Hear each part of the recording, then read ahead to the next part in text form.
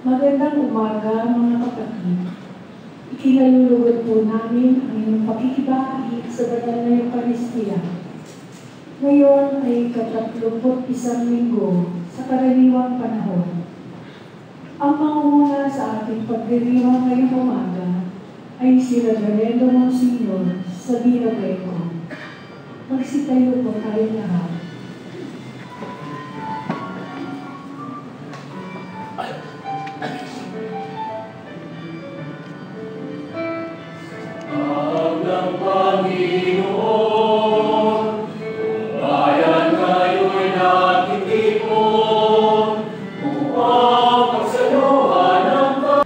Ikinalulugod po namin ang inyong pakikibahagi sa banal na Eucharistia. Ngayon ay ika-31 linggo sa karaniwang panahon. Ang mangunguna sa ating pagdiriwang ngayong umaga ay si Reverendo Monsignor Sabino Greco. Magsitayo po tayo lahat.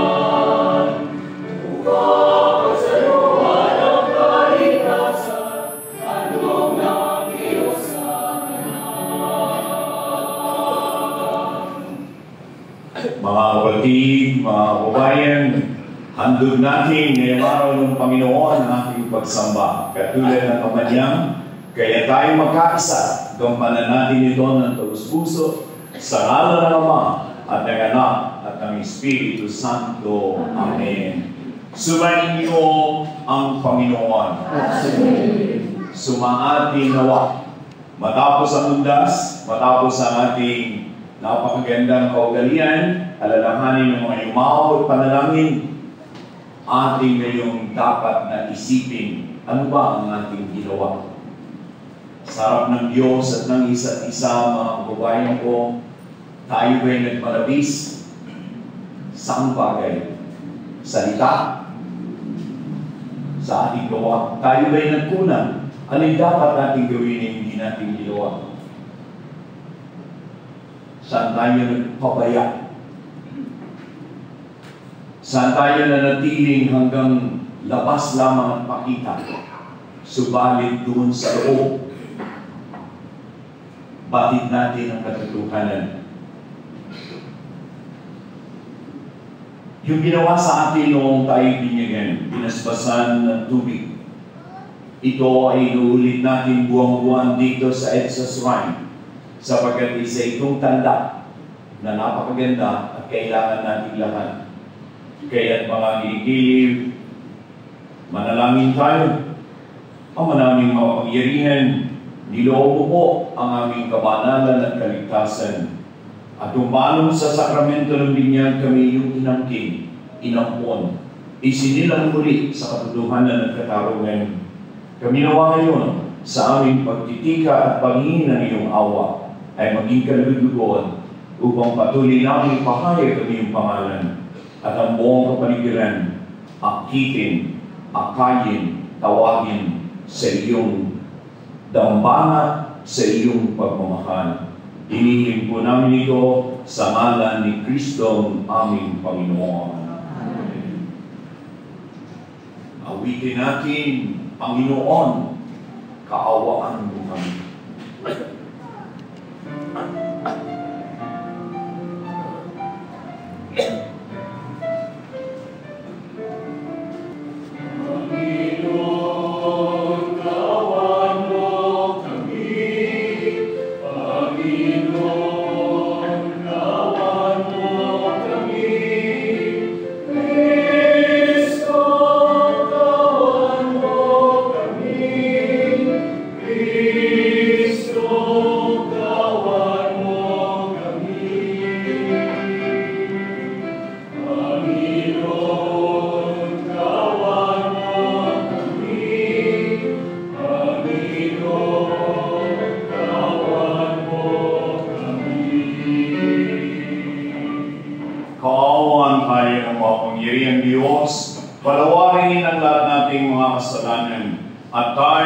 Patnubayan hanggang sa buhay na walang hanggan.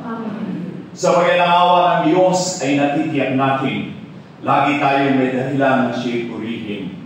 Walhati sa Diyos sa kaitaasan.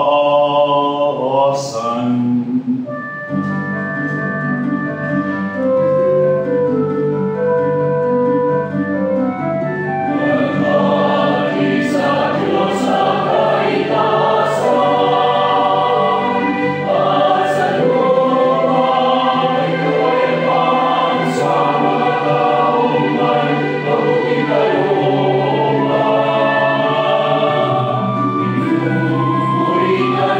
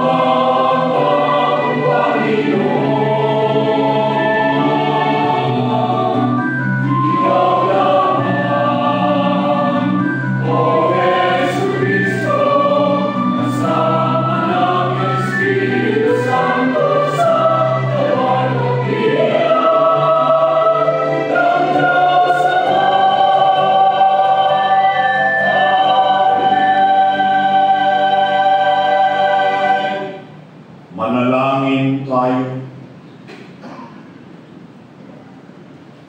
Ama naming makapangyarihan, ang paglingkuran ka po ayon sa iyong kasiyahan ay kaloob na iyong binibigay sa iyong mga hinirang. Gawin mong ang iyong mga pangako ay aming mapakinabangan ayon sa paraang iyong pinalulugdan sa pamamagitan ni Jesucristo kasama ng Espiritu Santo magpasawalang hanggan. Amen. Pagbasa mula sa aklat ng Karunungan. Panginoon, sa iyong paningin, ang buong daigdig ay para lamang isang butil na buhangin na di halos makatikwas ng timbangan. Para lamang isang patak ng hamog sa umaga sa pisngi ng lupa.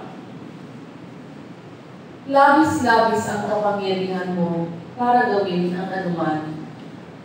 Ngunit mahabagin ka sa bawat kinapalo.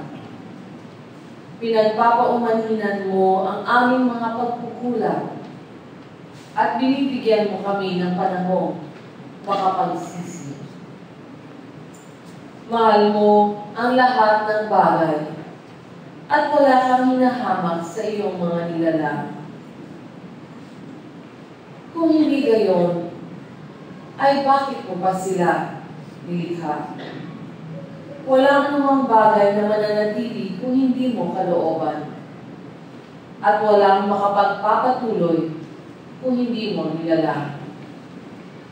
Ipinahintulot mo manatili ang bawat nilikha sapagkat bawat isa ay sa iyo. Ang lahat ng nabubuhay ay mahal mo, Panginoon. Ang diwa mong walang kamatayan ay nasa kanilang lahat. Kaya unti-unti mong itinutuwid ang mga nagkakasala. Ipinaaalala at binababalaan mo sila sa kanilang mga ginawa upang iwanan na nila ang kanilang masamang pamumuhay at sa iyo sila manalig, Panginoon. Ang salita ng Diyos. Salamat sa Diyos. Diyos ko at aking nais, pupurihin ang langit. Diyos ko at aking nais, pupurihin ang langit. Ang kadakilaan ng Diyos ko at Hari, aking ihahayag. Di ko titigilan magpakailanman ang magpasalamat. Aking pupurihin, pasasalamatan siya araw-araw. Di ako titigil ng pasasalamat magpakailanman. Diyos ko at aking Hari, pupurihin kitang langit. Ang Panginoong Diyos ay puspos ng pag-ibig at lipos ng habag. Banayad magaling ang pag-ibig niya hindi kumukupas. Siya ay mabuti at kahit kanino'y hindi nagtatangi. Sa kanyang nilikha, ang pagtingin niya ay namamalagi. Diyos ko at aking Hari, pupurihin kitang langit. Magpupuring lahat sa iyo, O Puon, ang iyong nilalang. Lahat mong nilikha ay pupurihin ka at pasasalamatan. Babanggitin nilang tunay na dakila ang iyong kaharian at ibabalik ng tunay kang dakila makapangyarihan. Diyos ko at aking Hari, pupurihin kitang langit.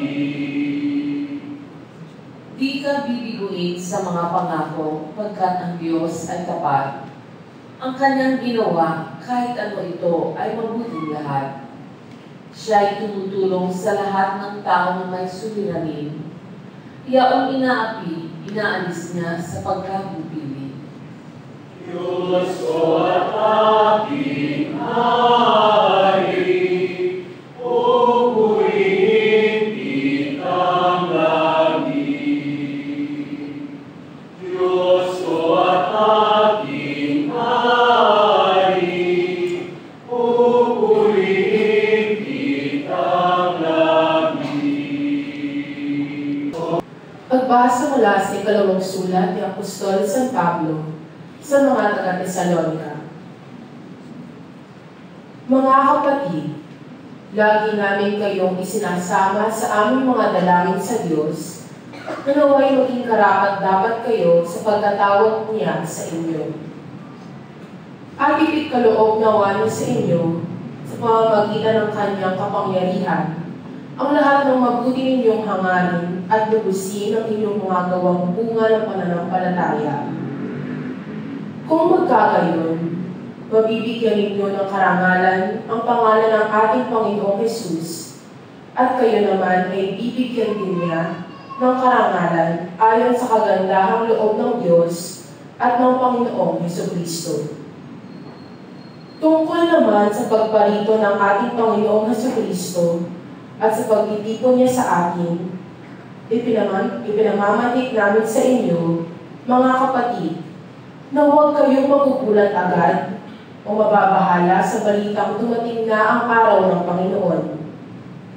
Huwag kayong maniniwala kahit sabihin nilang ito'y hula o pahayag, o kaya'y sulat na galing sa amin.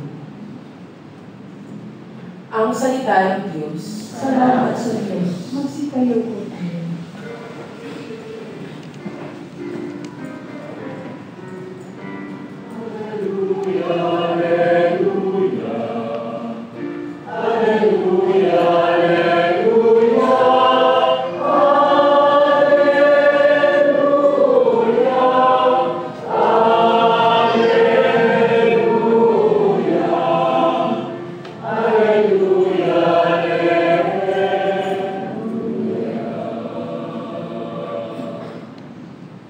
Kay laki ng pagmamahal ng Diyos sa sanlibutan, kaya't anak niya ay binigay.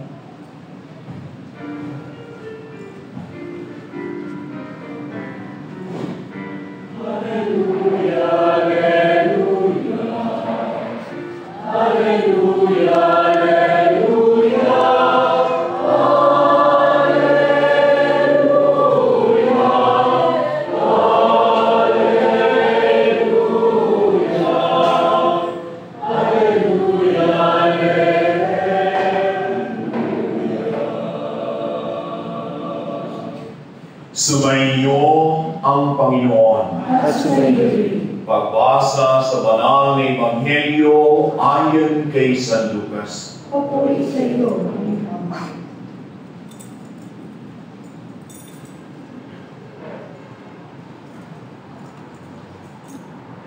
Noong panahon iyon, pumasok si Jesus sa Jericho at naglakad sa kabayanan. Doon may isang mayamang puno ng mga publikano na nagngangalang Zaqueo. Pinagsikapan niyang makita si Jesus upang makilala kung sino ito. Ngunit siya napakapandak at dahil sa dami ng tao, hindi niya makita si Jesus. Kaya patakbo siya nagpauna at umakyat sa isang puno ng sikomoro upang makita si Jesus sa pagdaraan doon. Pagdating ni Jesus sa dakong iyon, siya'y tumingala at sinabi sa kanya, Zaqueo, bumaba ka agad, sapagkat kailangan kong tumuloy ngayon sa bahay mo.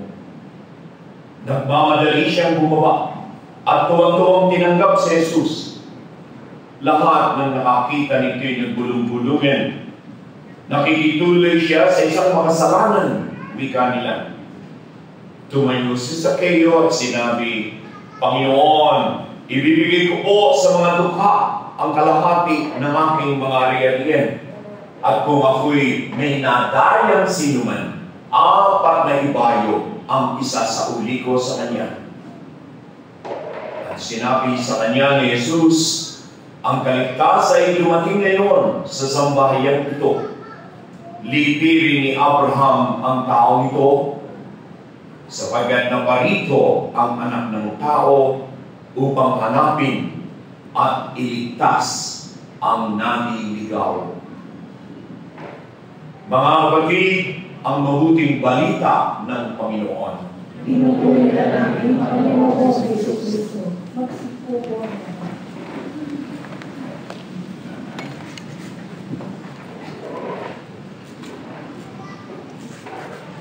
Noong pang nakalipas na linggo ay narinig na natin kung paano ang isang Pariseo sa kanyang pananalangin ay tikip ng sarili. At ipinakita rin sa atin ng isang publikano, isang taong nalalaman ng lahat ay makasalanan. Sa totoo lang, pareho silang makasalanan. Ngunit ang Diyos na bumabasa sa puso ng tao, ang Diyos na ito'y alam kung sino yung totoo, kung sino yung talagang naghahanap sa Diyos, at sino yung punong-puno ng sarili lamang niya. Kung kaya ngayon naman, minsan pa, tayo'y iniharap sa isa na namang publikano, sa isang kilalang makasalanan. At ang hiwaga ng biyaya ng Diyos, kung paano Diyos ang sa kanya'y lumapit, Diyos ang sa kanya'y tumawag, Diyos ang sa kanya'y umakay sa pagbabagong buhay. Kapuna-puna ang ating narinig na salaysay, mga kababayan ko. Si Jesus ay inanyayahan niya ang kanyang sarili sa bahay ng isang makasalanan. Hindi sukat akalain ni Zaccheo na mangyayari ang nangyari. Ngunit sa taong ito, kilala ng lahat, isang makasalanan. Bakit? Sapagkat siya'y collaborator ng mga Romano. Isang makasalanan. Bakit? Sapagkat siya'y isang publikan. Isang tao na bahagi ng pamamahala, ng pamahalaan nitong mga dayuhang sumasakop sa bayan, na kung saan sila ang taga-likod ng buwis ng tao. At sapagkat sila mayroong discretionary power. Tandaan ninyo ito, sinasabi ko, sila ay mayroong discretion. Patungan yung kanilang sinisingil. At lahat ng sobra sa bulsa nila ang tuloy. Ito ay naging isang sistema ng pagsasamantala sa bayan, ng pagpapahirap sa maraming dukha. At ang taong ito'y hindi lamang siya isang karaniwang tax collector, isang karaniwang nagnanakaw sa bayan. Siya'y puno ng mga ganito. Isa siyang mataas na tao. Kaya sinabing siya mayaman. Marami na siyang naibubulsa. Ngunit sa puso ng taong ito'y naroon ang alin? Yung binhi. Binhi ng pananalig kay Jesus. Gusto niyang makita si Jesus. Gusto niyang lumapit kay Jesus. Subalit siya'y punggo. Siya'y bonsai. Sa dami ng tao, hindi siya makita. Nakikita lang niya purpuit. At hindi siya nahiya. Dito makikitang tutuhanan yung nasa loob niya. Gusto niyang makita si Jesus ng malapitan. Tumakbo siya. Ginamit niya yung ulo niya. Doon dadaan. Doon ay may puno. Hindi siya nagdalawang isip. Umakyat siyang parang bata sa isang punong sikomoro. At mula doon, inabangan niya si Jesus sa pagdaraan. At ang ganyang pagsisikap ay ginantimpalaan anong pagtataka niya ng pagdating sa tapat ng puno na kanyang inakyat. Si Jesus ay tumigil, tumingala at sinabi, tinawag siya sa kanyang pangalan, Zaccheo, bumaba ka agad. Kailangan ako na tumuloy sa bahay mo ngayon. Matalinhaga ang pananalita ni Jesus. Para bang si Jesus ay tinutulak, kailangan siyang pumunta sa bahay nitong taong kaaway ng kanyang mga kababayan. Isang kilalang makasalanan, isang taong sa tingin ng madla ay galit, sakim, magnanakaw. Kailangan kong tumuloy ngayon sa bahay mo. Bumaba ka agad. Para bang hindi na makapaghihintay. Para bang kinakailangan merong iayos. Huwag nang pagtagalin pa. Gawin na, ngayon na, already na. At nangyari yung himala. Nakita natin kung bakit si Jesus ay nagpilit na makapasok sa buhay ni Zaccheo. Si Zaccheo gusto lang siyang makitang malapitan. Si Jesus pumasok sa kanyang buhay at binago ang kanyang pagkatao. Sapagkat si Zaccheo nang marinig ang pag-alipusta ng mga tao, hindi naniniwala sa kanya. Siya'y nanindigan at sinabi, Panginoon, kalahati ng aking ari-arian ibibigay ko sa mga kapwa kong nagdurusa sa mga dukha. At kung ako, sino man ang nadaya ko, hindi niya kinakaila na meron siyang mga dinaya, meron siyang mga ninakawan. Hindi niya itinago, hindi niya binigyan ng palusot. Sino mang nadaya ko, ibabalik ko yung kinuha ko, hindi lamang ibabalik, 4 na ibayo, 4 times over. Ayon sa batas ng mga Hudyo, kapag may kinuha kang hindi sa iyo, ibalik mo plus 20%. 20% nung halaga na kinuha mo na wala kang karapatan. Ibalik mo ang ninakaw mo, dagdagan mo pa ng 20%. Si Zacchaeus, hindi lamang yun. Ganoon na lamang ang kanyang pagbabago. 4 na ulit, ibabalik niya ang halaga na kanyang ninakaw. Mga kapatid, ang hiwaga, ang Diyos mismo ang naghahanap ng makasalanan. Iyon yung sinabi sa unang pagbasa sa Aklat ng Karunungan. Siya ang nagpapaalaala, siya ang tumatawag, siya tumutulong para matutuhan nating talikuran ang ating mga kamalian at kasalanan. Si Jesus, ipinakita ito sa Ebanghelyo.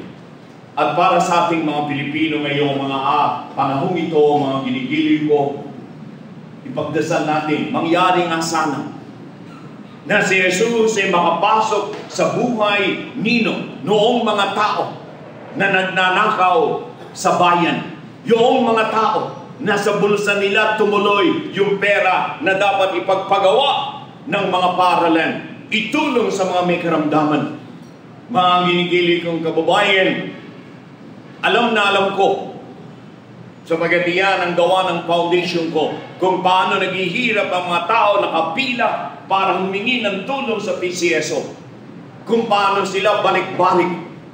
Alam na alam ko, ikinuwento ko sa inyo, kung natatandaan ba ninyo, yung isang larawan sa sarili kong lalawigan ng Bulacan. Ba't ang tumatawid upang pumunta sa paralan, nakatungtong sa kable, at sa ilalim ay ang lumaragasang ilog. Paano matatanggap ng sino mang Pilipino na ang ating kabataan ay pinahirapan natin sa karapatan nilang makapag-aral? At bakit walang pera? Hindi sapagat may nagbulsa. Sana si Kristo'y dumating din sa buhay ng ating mga kasamahan at kababayan. Sana marinig nilang sinabi, bumaba ka. Bumaba ka mula saan? Sa iyong matayog na kinanulukulangan? In your position of power, which you exploit to manipulate others, to rob the public. Nung ako'y estudyante sa Germany, merong isang painting tungkol dito na gustong-gusto ko.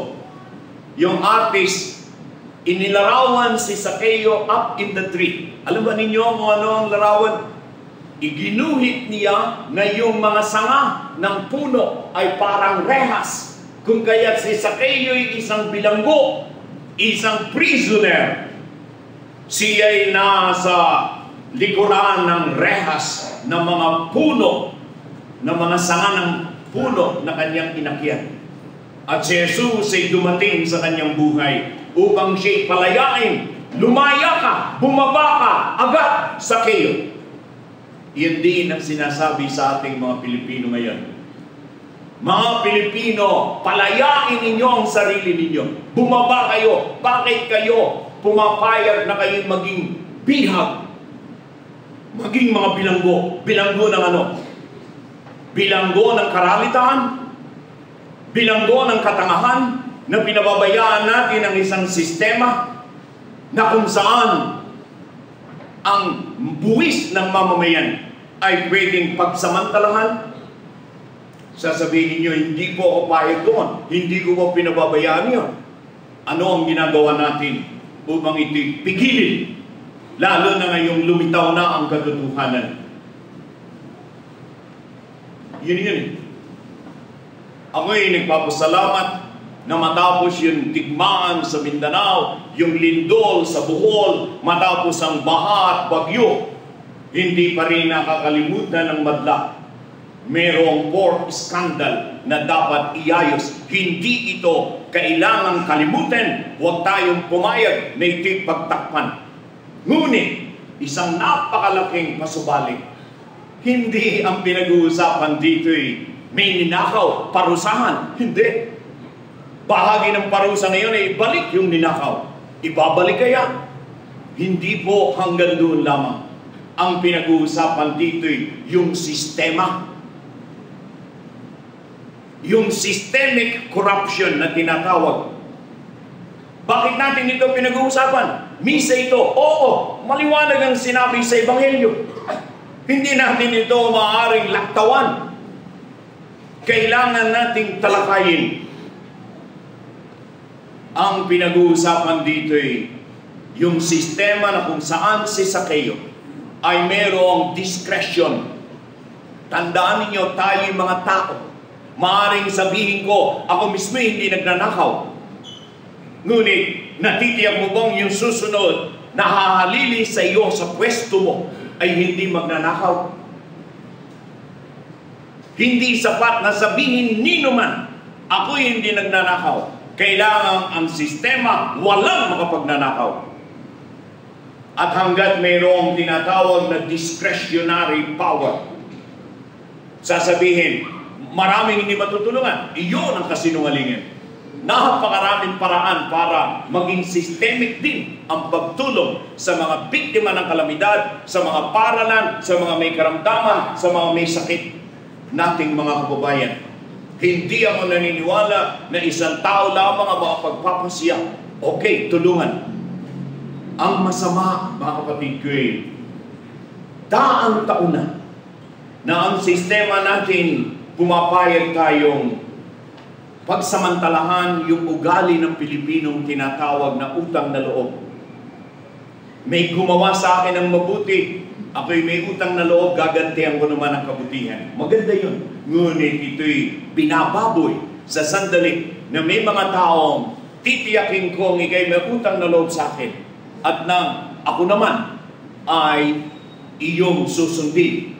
Paano ko titiyakin may utang na loob sa akin? Titiyakin kong lahat ng pera sa akin dumaan. Pera mo para sa iyo, pero pararaanin ko sa akin. At nang pag nangailangan ka, kitang-kita mo sa kamay ko dumaan. Pera mo ba yun?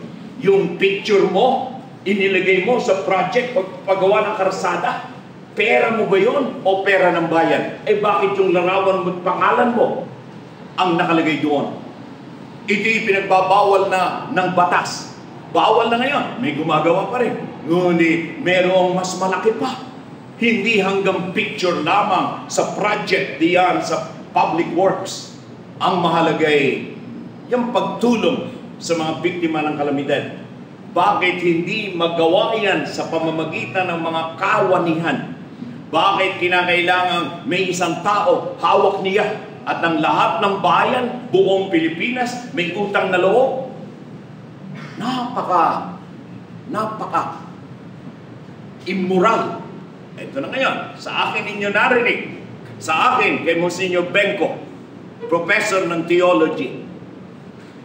Yung discretionary fund for the exploitation of the public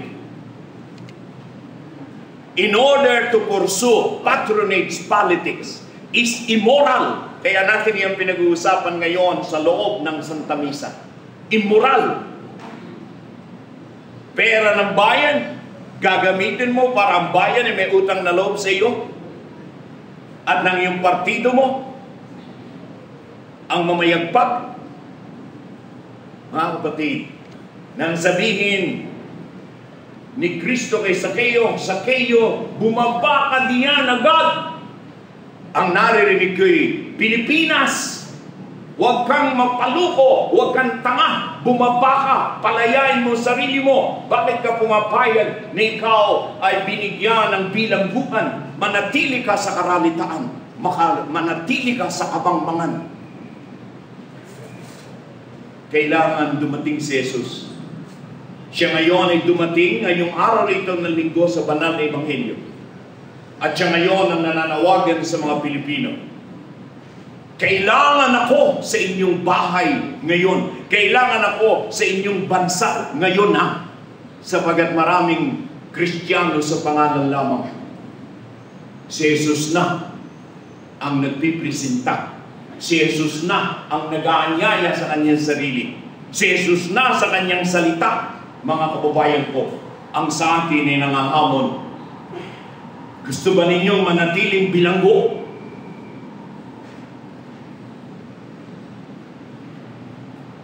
Bumaba ka. Tanggapin mo ako. Ang pagbabago, ang kalayaan, ang katotohanan, ang dangal mo bilang tao, bilang Kristiyano ay narito na. Mga kapatid, pagdasal natin sapagkat pag ito'y hindi natin pinansin, si Kristo'y niluluko natin. Siya na ang nagsalita sa Ebanghelyo. Ngayon, nasa atin ang bola. Sana magising tayo. Amen. Sitayo po tayo.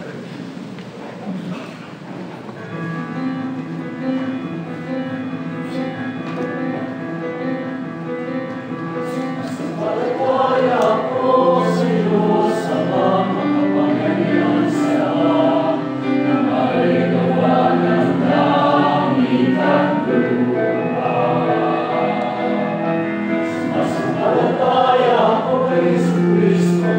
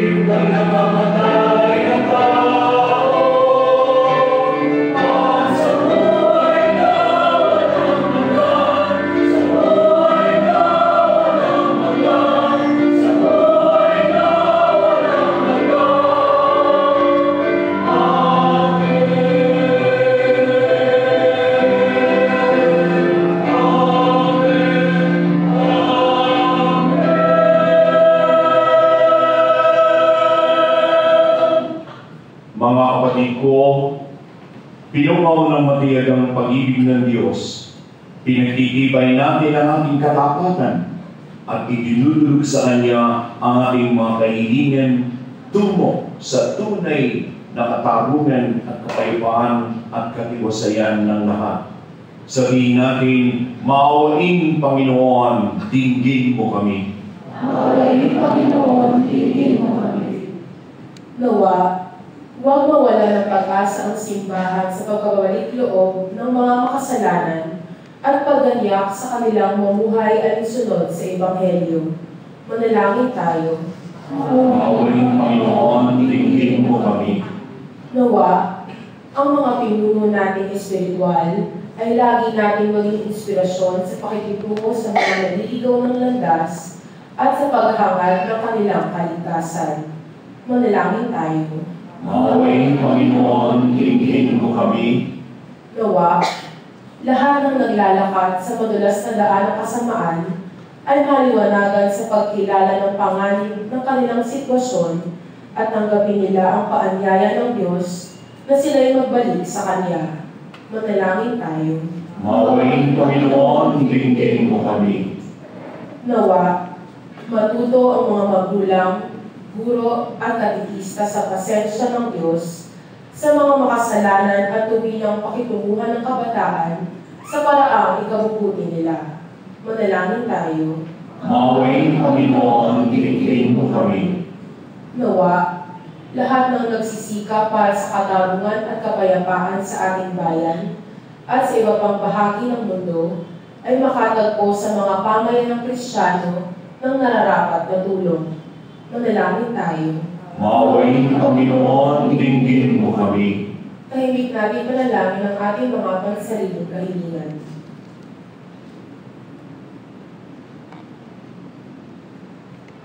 Panginoong Yesus, mabuting pastol ng aming mga kaluluwa, tumuloy ka nawa at baguhin po ang aming kaugalian, ang aming buong bayan. Tibayan mo ang aming pangakong maging tapat na gaya ni Zacchaeus, binukaw ng iyong mawaing pagsuyo. Ikaw na nagpapatawad at nabubuhay na walang hanggan. Amen. Magsiupo po tayo.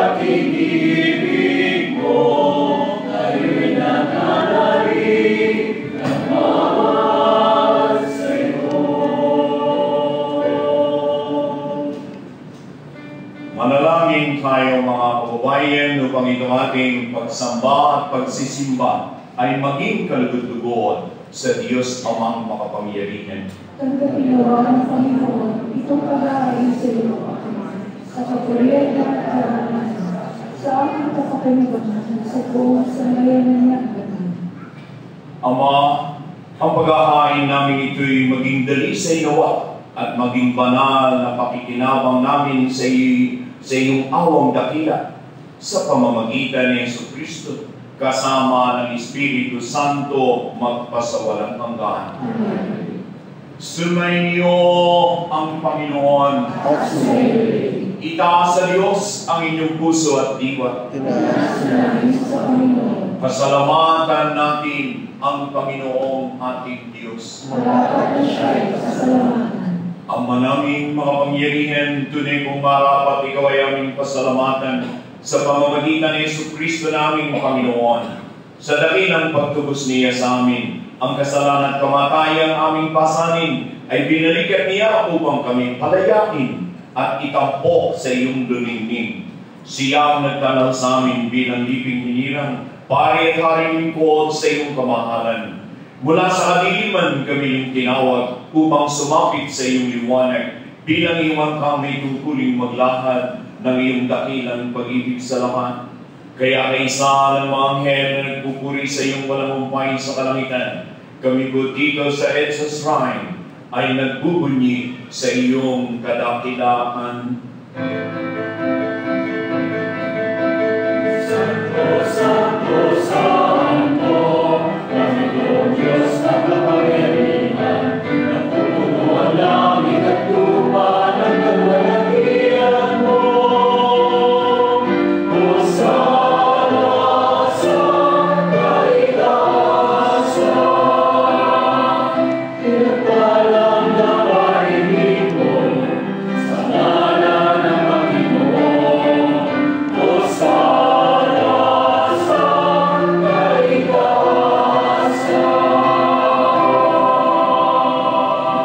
Magsiluwag po tayo.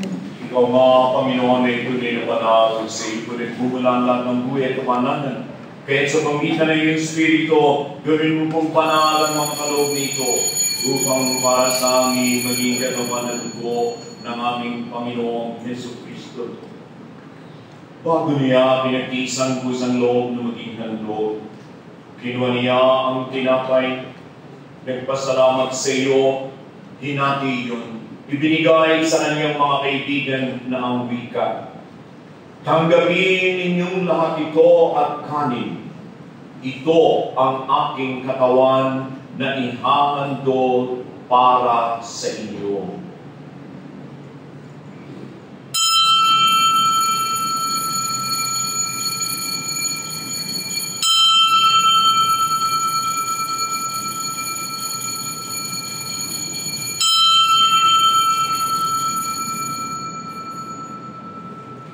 Kaya hindi naman matapos ang maghuling, kinuha niya ang kalis na may anak. Muling nagpasalamat sa iyo at ibinigay yun sa mga kaibigan at ang sabi, tanggapin ninyo lahat ito at inumin. Ito ang kalis ng aking dugo, dugo ng bago at walang hanggang tipan, na para sa inyo at para sa lahat ay bubuhos sa ikapagpapatawad ng mga kasalanan. Gawin ninyo ito sa pag-alaala sa akin.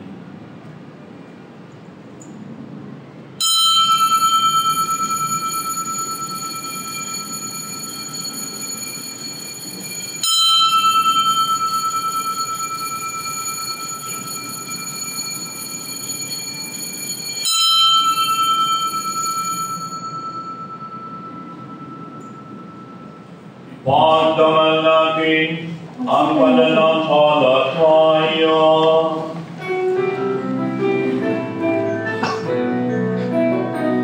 Sa krus mo at pagkabuhay, kami natubos mong tunay.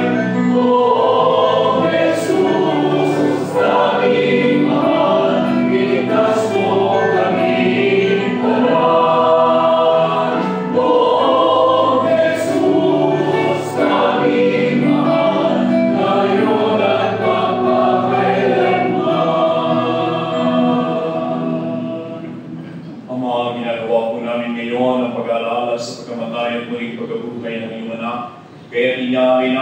iyong tinapay na nagbibigay buhay at ang kalis na nagkakaloob ng kaligtasan. Kami po'y nagpapasalamat dahil kami yung minarapan na magtipon, sumamba, mag-alay ngayon sa iyong harap. Sinasamo namin na kaming tatanggap ng katawan ng dugo ni Kristo ay pagpalain lahat ng Espiritu Santo. Ama, lingapin mo po ang iyong Santa Iglesia na laganap sa buong daigdig. Puspusin mo kaming lahat sa pag-ibig at pananampalataya kay San Francisco naming Papa at ni Luis Antonio naming Obispo ng Pananampalataya. Alalahanin mo rin po ang mga kapatid namin nanunahi na may pag-asang sila muling mabubuhay kaya hindi ng lahat ng mga pumanaw na. Kaawaan mo po sila patuloyin sa iyong kaliwanagan. Kaawaan mo po't paginapatin kami lahat na makasalo sa iyong buhay na walang wakas. Kaisa ng mga Labiring Maria, Ina ng Diyos, di sa Rosena kanyang kabiyak, kaisa ng mga apostol at lahat ng mga banal, may pagdiwang nawa namin lagi ang pagpupuri sa ikararaman mo sa pamamagitan ng iyong anak na aming Panginoong Jesucristo. Sa pamamagitan ni Kristo, kasama niya at sa Kanya, o Diyos amang mga pangyayarihan, ikaw ay pinupuri ni pinagdarama, kaisa ng Espiritu Santo, magpasa walang hanggan.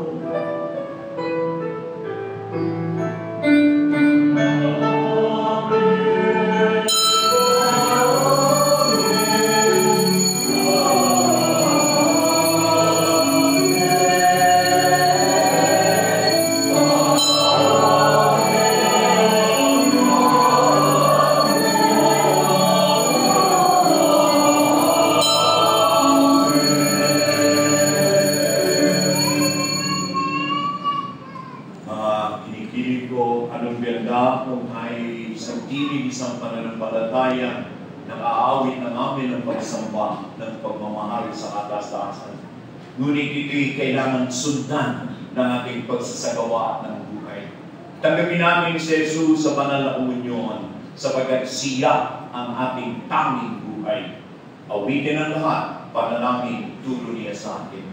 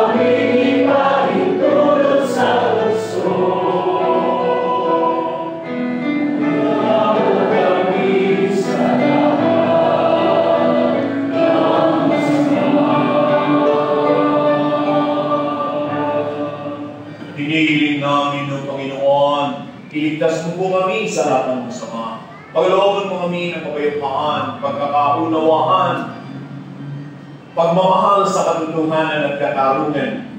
Ilayo mo po kami sa lahat ng kasakiman, sa lahat ng karahasan. Samantalang iniintay namin ang masayang pagbabalik ni Jesucristo, aming manunubos. Sapagkat sa iyong kaharian at ang kapangyarihan at kapulian at kakailanman. Amen. Panginoong Jesus, huwag bubusan ng isa lamang ang marami naming kasalanan at kahihiyan. Pagpos ang tignan mo po yung pananampalataya ng buong Santa Iglesia. At tulungan mo po, pagkalooban mo kami ng tunay na pagkakaisa, tapang ng kalooban at pagbabago, ayon sa iyong kalooban, nabubuhay ka na kakari, magpasawalang hanggan. Amen. Ang kapayapaan ng Panginoon ay laging sumainyo. At sumayin. Opo, sumaati nawa ang pagpapala sapagkat si Jesus ay inaanyayahan natin, pinakikinggan, sinusunod sa pagbabago ng ating daigdig at ng ating buhay. Ibigay natin sa isa't isa ang pagmamahal ni Kristo.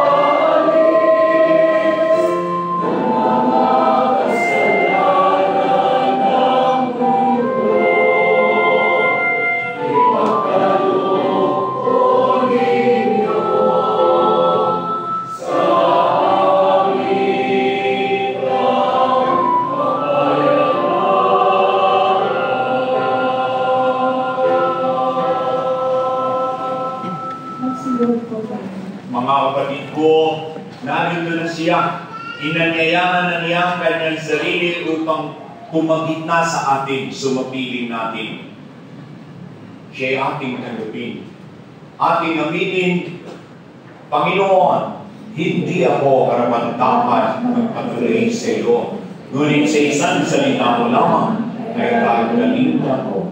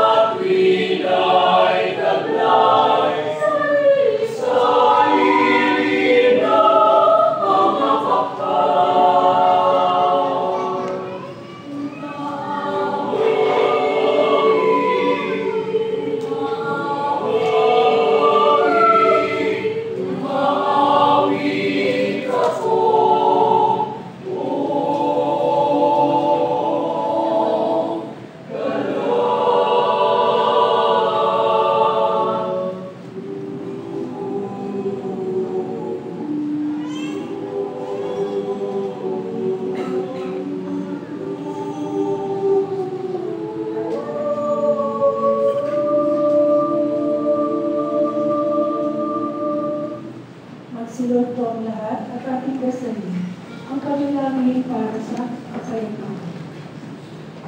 Panginoon, sa panahon ng pangangailangan, ay humihingi kami ng tulong, bunga ng aming pagkamulat sa nagbabantang pagkawasak ng kapaligiran at pinagkaloob ninyo sa amin, bunga ng malawakang paglalaban ng ideolohiya sa iba't ibang panig ng mundo. Pagkalooban ninyo kami ng sapat na lakas upang may palaganan ang kabutihan, katarungan, pagmamahalan at kapayapaan. Sa gitna ng labanan, ituro ninyo sa amin ang pagtutulungan, sa kasaganaan ang pagbibigay. Sa karalitan, magkaroon po sana ng maayos na pamumuhay. Kung mangingibabaw ang pagkamakasarili, ituro ninyo sa amin ang kababaang loob. Sa kawalan ng katarungan, matutunan sana namin ang pagsisisi at pagbabalik loob sa Diyos. Kung may di pagkakaunawaan, magkaroon po sana ng pagkakasundo at pagkakaisa. Sa kawalan ng pag-asa, maihatid po sana namin ang mabuting balita. Turuan mo kaming kumalinga sa halip na palingain, maglingkod sa halip na paglingkuran. Huwag po sana kami maghangad ng karangyaan, at punuin ninyo kami ng inyong pag-ibig at kaluwalhatian. Pahintulutan ninyo kami maging katulad ninyo, sapagkat sa ganitong paraan lamang namin matatagpuan ang tunay na kahulugan ng buhay na makapagbibigay sa amin ng bagong pag-asa. Amen. O Maria, Reyna ng Kapayapaan, magsitayo po tayo.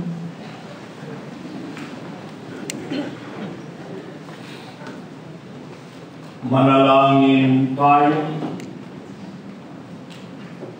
Ama naming mapagmahal, magkaroon nawa ng karagdagang bunga ang iyong ginagampanan sa aming banal na pakikinabang, upang sa aming pong pagsasalo, maging handa kaming tumanggap kay Kristo at sa pagbabago na kanyang hinahanap. Kami nawa ay maging handa na manindigan upang ang kapakanan ng buong bayan ang itaguyod sa pamamagitan ni Jesucristo kasama ng Espiritu Santo magpasawalang hanggan. Amen. Sumainyo ang Panginoon. Pagpalain kayo at ang inyong mga pamilya ng ating mahabating Diyos, ng Ama at ng Anak at ng Espiritu Santo. Amen. Mga ginigiling sa banal na misa tayo pinagpala, mahal tayo ng Diyos, mahalin natin ang ating bayan. Salamat sa Diyos.